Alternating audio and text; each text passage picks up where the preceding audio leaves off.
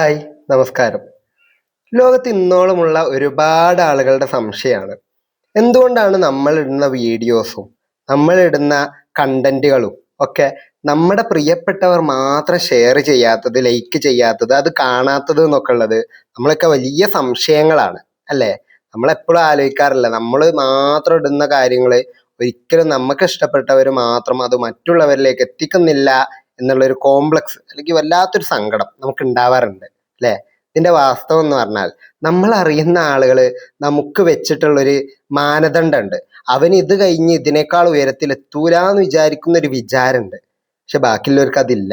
പുറമേന്ന് നിന്ന് കാണുന്ന ആളുകൾക്ക് നമ്മൾ പറയുന്ന വാക്കുകളാവട്ടെ, നമ്മുടെ ഓരോ കുറിപ്പുകളാവട്ടെ, ഓരോ കാര്യങ്ങളാവട്ടെ, അതൊക്കെ വലിയ മികച്ച കാര്യങ്ങളായിട്ടാണ് അവർക്ക് ഫീൽ ചെയ്യുക. പക്ഷെ നമ്മുടെ കൂടെയുള്ള ആളുകൾക്ക് നമ്മൾ എന്നും ഒരേ ഫ്ലോയിൽ ഒഴുകുന്ന ഒരു നദി പോലെയാണ് ഫീൽ ചെയ്യുക.